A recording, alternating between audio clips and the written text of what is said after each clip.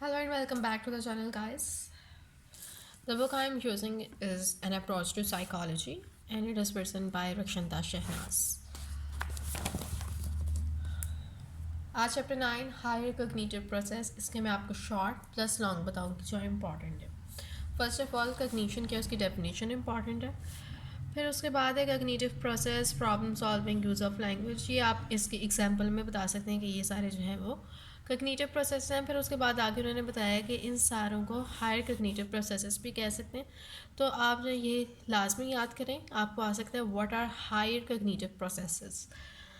फिर उसके बाद है the order of events and information is taken into account in cognitive model. The following 3 basic hypothesis are used in this model. ये जो है आपको पता होना चाहिए। फिर उसके बाद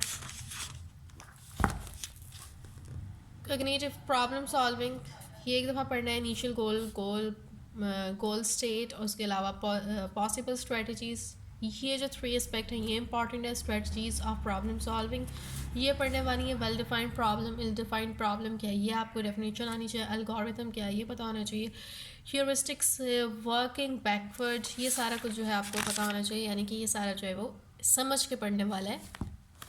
फिर आगे brain storming, discussion, cooperative learning, ये सारा जो है ना, इस तरह नहीं है कि आपने वर्ड टू वर्ड याद करना है, बल्कि इसको पढ़ लेना है कि अगर आपको लिखना पड़े तो आप अपने अल्फाज में इसको लिख सकें।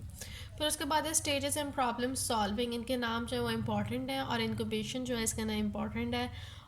इनक्यूबेशन क्या है ये इंपॉर्टेंट है। फिर ये वैसे लॉन्ग के लिए आ सकता है। फिर उसके बाद है लैंग्वेज। लैंग्वेज में आपने इसकी डेफिनेशन करनी है। फिर उसके बाद बेसिक टूल ऑफ कम्युनिकेशन कौन कौन से होते हैं और इन सब के नाम और एक एक अल्फाज यानी कि लाइन में आप उसको डिस्क्राइब कर दें। The process of language development. The process of language development में लर्निंग ऑफ लैंग्वेज।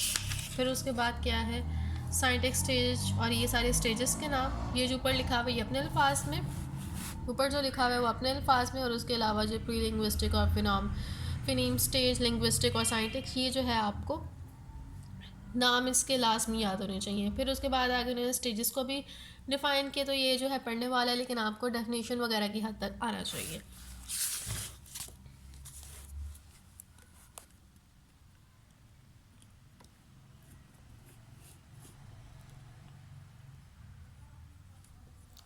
फिर उसके बाद है role and contribution of language. ये पढ़ने वाला है बस। इंटेलिजेंस की डेफिनेशन इसके अंदर इंपॉर्टेंट है। फिर आगे है general and specific abilities. Ability definition इसकी इंपॉर्टेंट है। जनरल एबिलिटी क्या है, स्पेसिफिक एबिलिटी क्या है, इन दोनों में डिफरेंस क्या है, इस तरह आना चाहिए आपको। फिर उसके बाद है theories of intelligence. Obviously theories जो है वो सारी इंपॉर्टेंट है। स्पेयरमैन की थेरी इंपॉर्टेंट है, गिलफोर्ड की थेरी इंपॉर्टेंट है। ये लॉन्ग में आते थे, ये लॉन्ग के लिए इंपॉर्टेंट है। फिर उसके बाद आगे ये अभी तो थेरी चल रही है। अच्छा, इसके अंदर जो है ना बीच में से आपको जो है वो शॉर्ट भी आ सकता है कि यहाँ पे जिस तरह है मेमोरी, फिर उसके बाद डाइवर्जेंट प्रोडक्शन, कन्वर्जेंट प्रोडक्शन, इनके बीच में जो है वो फ़र्क, और मेमोरी क्या है ये चीज़, ये आपको डेफिनेशन के लिहाज से भी आनी चाहिए। फिर उसके बाद है मेजरमेंट ऑफ इंटेलिजेंस, यानी कि इंटेलिजेंस किस तरह मेजर की जाती है। तो उसके लिए 2 स्केल है, एम्पायरेट सम स्केल है, और फिर आगे ये ग्रुप इंटेलिजेंस टेस्ट, और आगे क्या है भाई। अच्छा, इसके अंदर रिवियंस वगैरह यानी कि सारा, और ये फार्मूला इसके लिए इंपॉर्टेंट है। ये लॉन्ग के लिए इंपॉर्टेंट है, ये भी लॉन्ग के लिए इंपॉर्टेंट है, ये भी लॉन्ग के लिए इंपॉर्टेंट है, ये भी लॉन्ग के लिए इंपॉर्टेंट है। ये सारे जो भी मैंने बताए ये बेसिकली लॉन्ग के, और ये लॉन्ग के लिए इंपॉर्टेंट है। फिर आगे जो यहाँ पे लिखे हुए हैं इंपॉर्टेंट क्वेश्चंस, ये जो इंपॉर्टेंट क्वेश्चन यहाँ पे लिखे हुए हैं ना ये भी इंपॉर्टेंट है। Look at this defined cognition and cognitive processes. फिर उसके बाद है what is the importance of cognitive process in solving problems, explain. Is language the basic rule of communication? Explain how does the process of language development unfold. Elaborate, define intelligence. Also write not on general and specific abilities.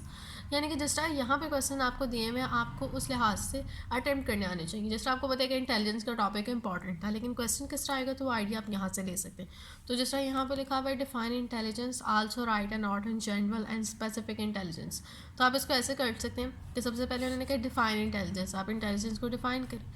फिर उसके बाद आ जाए कि intelligence जो है वो 2 तरह की होती है कि जी यानी कि आप इसके अंदर एबिलिटीज़ पे पहले इसको लिंक करें, फिर एबिलिटीज़ में आप लिंक करके बताएं कि एबिलिटीज़ जो हैं वो इस तरह कुछ जनरल एबिलिटीज़ होती हैं, कुछ स्पेसिफिक एबिलिटीज़। जनरल एबिलिटी जो हर किसी में होती हैं, स्पेसिफिक एबिलिटीज़ जो हर किसी में नहीं होती बल्कि किसी खास बंदे में होती हैं। जिस तरह पोइट्री लिखना हर कोई नहीं कर सकता, लेकिन ये जिसके अंदर है it means that person had that specific ability.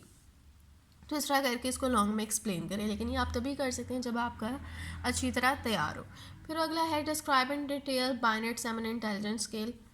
जैसा वहाँ पे वैसा लिखें, लेकिन अपने अल्फाज में। जो फैक्ट्स हैं वो वैसे ही लिखें, लेकिन आप एक्सप्लेनेशन अपने अल्फाज में कर सकते हैं। Which intelligence tests Wechsler devised for children and adult, write down salient features for them. फिर उसके बाद वेक्सलर का जो स्केल है वो आपने जो है वो बताना कि कौन सा है, और फिर उसके बाद उसके फीचर्स बताने हैं। What prompted the development of army alpha and army beta test, क्यों ये बनाया गया था, और फिर उसके जो पूरी डिटेल्स वगैरह के हैं उसके अंदर क्या है। यानी क्योंकि लॉन्ग है तो आप बेसिकली बस एक आंसर नहीं कर सकते जी ये वजह थी, आप बस ये बता के फिर उसके बाद आपने इसको पूरा एलैबोरेट भी करना है कि इस टेस्ट में है कि क्यों ये फ़ायदेमंद है। डैट्स इट, ये इसके लॉन्ग थे, और ये जो है इस बुक का लास्ट चैप्टर था, और अब जो वीडियो बनेगी वो पार्ट 2 पे होगी इस बुक के। सो आई होप गाइस कि ये आप लोगों के लिए हेल्पफुल रहा है, और इंशाल्लाह नेक्स्ट वीडियो जल्दी अपलोड होगी। फॉर नाउ अल्लाह हाफिज़, और अगर पसंद आया तो सब्सक्राइब भी कर दें चैनल। बाय।